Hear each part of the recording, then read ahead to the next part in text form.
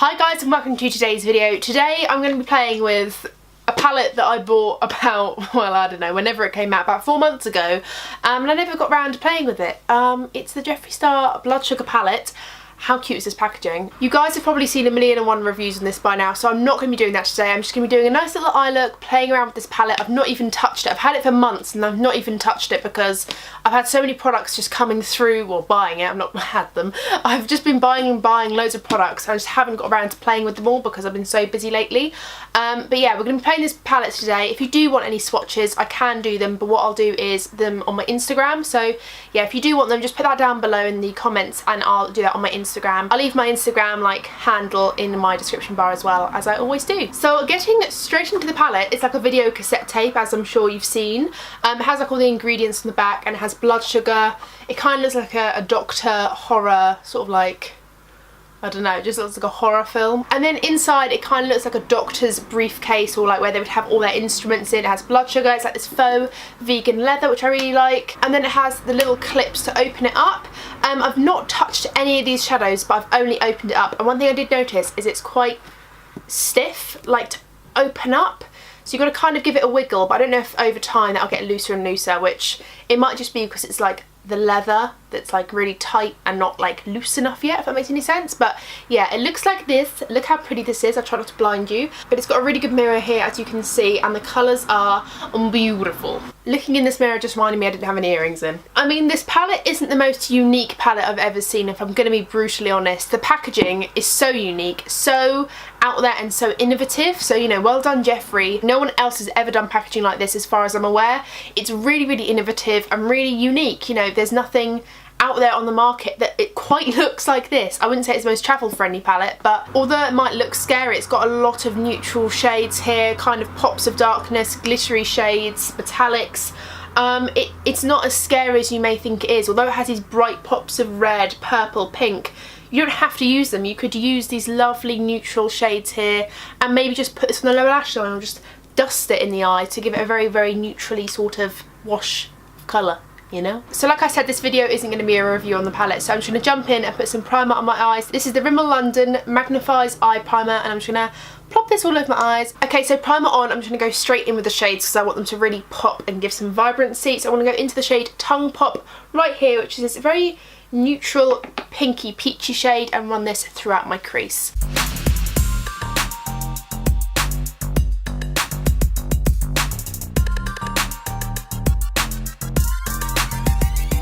The funny thing is, I'm not even trying that hard. I'm just taking another brush, by the way, just to sort of fluff out the edges. Yeah, I'm not even trying that hard. Like, they literally just blend out so, so beautifully. I kind of knew they would if it was the same formula as Jeffree's last palette, the Beauty Killer and the Androgyny palette. Obviously, they got smaller pans than the other two palettes, but I don't mind that. I mean, who's going to get through a massive, like, shade this big, really? Not me. I'm then going to go in with a little bit more of a precise blending brush, because this was the one I was using in my crease. I don't know if you can just tell if I try to put it against my cheek. This one is ever so slightly more fluffier than this one. This one's going to be a little bit more precise, but still fluffy enough to blend it out in the crease. So I'm going to take this brush, which is a Zoeva 228 Luxe crease brush. I'm then going to go into the shade Cherry Soda, which is the one down from that Tongue Pop colour. And I'm just going to touch this and put this throughout my crease as well. I don't want to blow this out too much. I just kind of want to plonk it in the crease first, and then I'll blend out in a minute.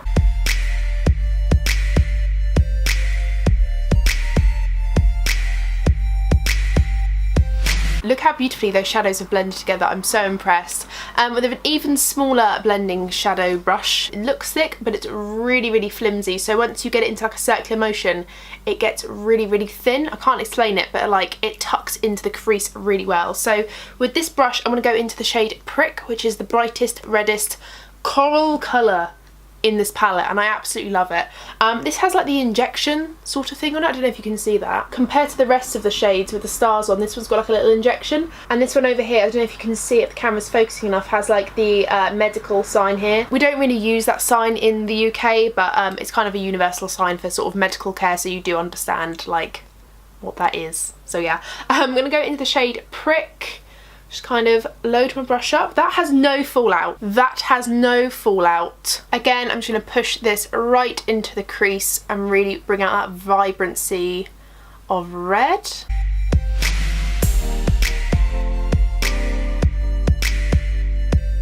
And then I want to blend it out with the original shader brush, but just in a stippling motion. I don't want to blend it out too much, but I just don't want it to have harsh lines in my crease and look like a little line, you know. Oh, I could stop there and be happy with this look. It's so bright and beautiful. I'm then going to take this Zoeva 234 Luxe Smokey shader brush, which is like this. I'd say loosely packed, but packed at the same time. It's not like a MAC 242. It's not like a MAC 242 where it's really, really rigid and really packed tightly, but it's kind of like a loosely packed version of that, if that makes any sense. It's a good shader brush when you want a smoky eye. I'm going to go into this beautiful purpley shade here called Extraction. Just load up my brush and pack this all over my lid.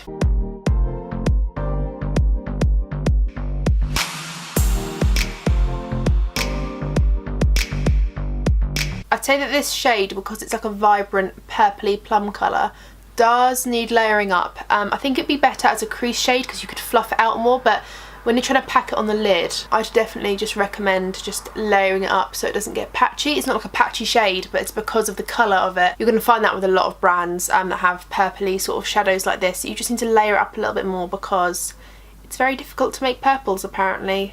So yeah, it's still beautiful. It still looks really, really nice. Just blend it out and sort of layer it nicely. I'm going to go back in that brush that I put prick on with, but with no extra product, and just blend out the edge again.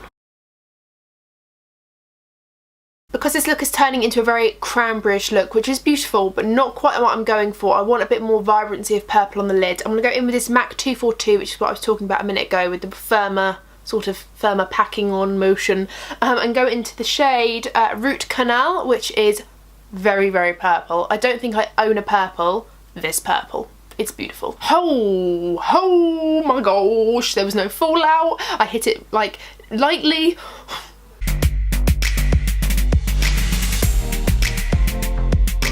I don't know if that's quite picking up on camera, the vibrancy of that. Like, this is before and this is after. That adding that purple across the lid just makes it pop a little bit more, makes it give it a bit more depth. I'm going to go into the shade Coma, which is the darkest purple in the palette. Obviously you've got this dark brown up here and you've got the dark purple down here. So I want to use this shade right here on this Zoeva 231 Luxe Petite Crease brush. And I'm going to just start in circular, slow and stippling motions, just like this, and just put this all on the outer corner, even going into the crease a little bit more as well.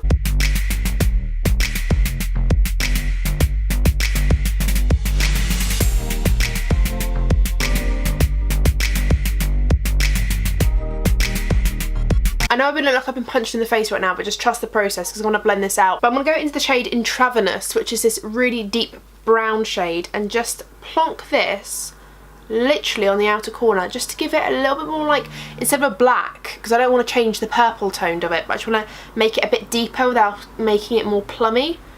So I'm just going to plonk it there like that, which I think is exactly what I wanted. And then take my blender brush and just blend in circular motions over that, and hopefully, she says, that will bring it back down a little bit. Okay, I think I've blended that out to absolute filth now, so hopefully there's no patches. If you can see patches, I apologise, but I don't want to blend anymore. I'm bored of blending now. Because I'm feeling particularly extra and I want a little bit of something, like a little bit of something, I'm going to go into the shade Sweet now, which is this one here, which is this light gold with almost like a pinky orangey reflect in it. It's really hard to show you. Let me see if I can swatch it here for you. Yeah, like, it's got this like peachy pinky reflect. It's absolutely beautiful. Like, I've still got more on my hand remaining. It's just beautiful. Look at that. I think first we're going to take it dry and see how it performs. I want to go in this MUA E1 brush, which is very, very similar to the MAC 242, I think it is. 242, yeah.